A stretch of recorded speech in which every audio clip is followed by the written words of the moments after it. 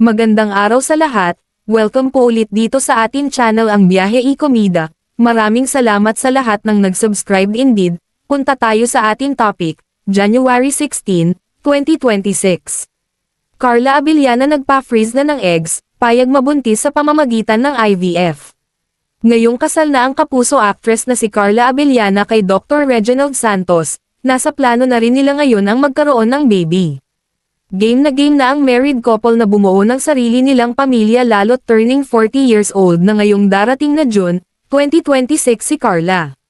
Kaya naman umaasa ang mag-asawa na makakabuo agad sila ng kanilang first baby sa paghahoneymoon nila very soon sa Europe.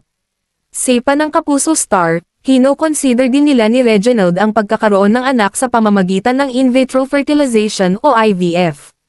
Hopefully, makapag-start na kami mag-build ng family, if God permits. Yun ang focus bilang, of course, the clock is ticking din. Mag-apat na po na ako this year, pagayag ni Carla sa panayam ng 24 oras. Revelasyon ng aktres, nagpa-freeze na siya ng kanyang eggs, let's say, hirap man kami na mag-conceive naturally, at least merong ganong backup, merong ganong option. Samantala, nagkwento rin si Carla sa panayam ng Fast Talk with Boy Abunda, tungkol sa intimate wedding nila ng asawang doktor noong December 27 sa Alfonso, Cavite. Parang high na high ka pa from the wedding. Nandoon pa rin yung excitement, yung adrenaline. Ikinasal na ako before, very showbiz yung wedding.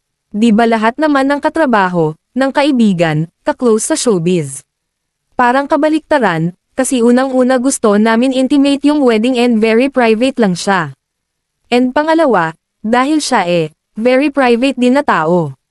Very siya, very as in non-showbiz, saad ni Carla.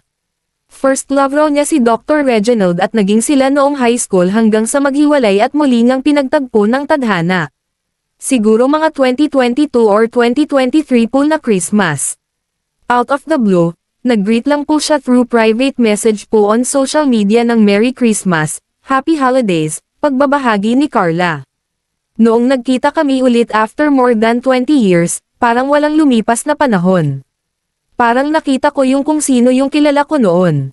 As in same person. Pagkasama ko siya, very peaceful, very kalmado. Tapos nakakapagbiruan kami ng walang judgment. Tapos yung talagang as in nag-jive yung personalities namin right away, sabi pa ng kapuso actress.